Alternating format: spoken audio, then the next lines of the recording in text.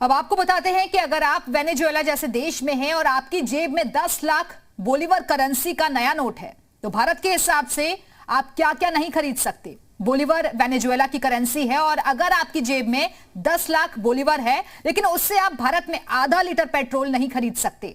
आखिर क्यों? कभी आर्थिक रूप से मजबूत माने जाने वाले वेनेजुएला की अर्थव्यवस्था को क्या हुआ और क्यों वेनेजुएला में महंगाई आसमान छू रही है और उसकी करेंसी की कीमत पाताल की ओर जा रही है, इस रिपोर्ट में देखिए। ये वेनेजुएला की वर्ष 2016 की तस्वीर है। वेनेजुएला के प्यूरिटो लाकूज शहर में लोगों ने आटे के एक ट्रक को लूटा था।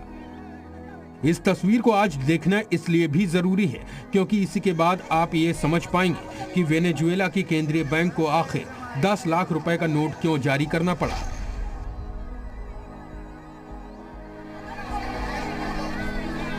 यहाँ की करेंसी बोलीवर है। मार्च के शुरुआती दिनों में दक्षिण अमेरिकी देश वेनेजुएला 10 लाख रुपए के नोट जारी करने वाला दुनिया का पहला देश बना। सिर्फ 10 लाख ही नहीं, जल्द ही 2 लाख और 5 लाख के नोट भी यहाँ जारी होने वाले हैं। वेनेजुएला में ये कदम आर्थिक तंगी और भयंकर मुद्रा स्फीति से निपटने के लिए उठाया गया। ये तो हुई खबर की बात, नौबत क्यों आई आपको समझना चाहिए। वेनेजुएला में 10 लाख बोलीवर की कीमत आधे अमेरिकी डॉलर के बराबर है। भारत के हिसाब से ये कीमत 36 रुपए बढ़ती है। वेनेजुएला में भारत के 1 रुपए की कीमत 25,584 रुपए 66 पैसे है। ये उस देश का हाल है जो एक समय लैटिन अमेरिका का सबसे अमीर देश हुआ करता था, जिसके पास सऊदी अरब से भी ज्यादा तेल है। अर्थव्यवस्था पूरी तरह तेल पर टिकी है। सरकार की 95% इनकम तेल से ही होती रही। जब भारत में पेट्रोल की कीमत 90 रुपए प्रति लीटर है तो वहीं वेनेजुएला में 1 लीटर पेट्रोल की कीमत 1 रुपए 45 पैसे के करीब है। इसके अलावा यहाँ सोने और हीरे की खदानें भी हैं। लेकिन इसके बावजूद ये देश कंगाली के दिन जी रहा है। महंगाई से यहाँ हाहाकार मचा है। अर्थव्यवस्था पूरी तरह डूब चुकी है। वजह ये है कि 1998 में राष्ट्रपति बने ह्यूगो चावेज ने लंबे समय तक कुर्सी पर बने रहने के लिए देश के सिस्टम में तमाम बदलाव किए।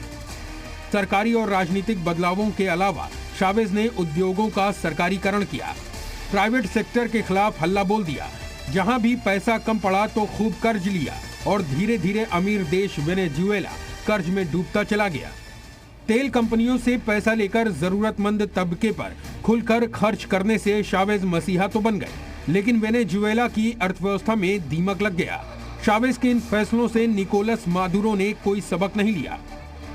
2013 में निकोलस मादुरो उत्तराधिकारी चुने गए तो वो भी ऐसे ही बर्बादी वाले फैसले लेते रहे। भ्रष्टाचार भी फलता फूलता रहा। इसका भयंकर नतीजा आज दुनिया के सामने है। तो भारत को वेनेजुएला से क्या सीखना होगा? जनता के लिए फ्री स्कीम से बचना होगा। निजीकरण का विरोध ठीक नहीं है। विकास के लिए निजीकरण भी जरूरी है और भ्रष्टाचार पर लगाम लगाना ही होगा। ऐसा करके ही भारत न सिर्फ अपनी जनता को आर्थिक संकटों से बचा कर रख सकता है बल्कि देश तब और आगे बढ़ेगा और विकास भी करेगा। ब्यूरो रिपोर्ट, जी मीडिया।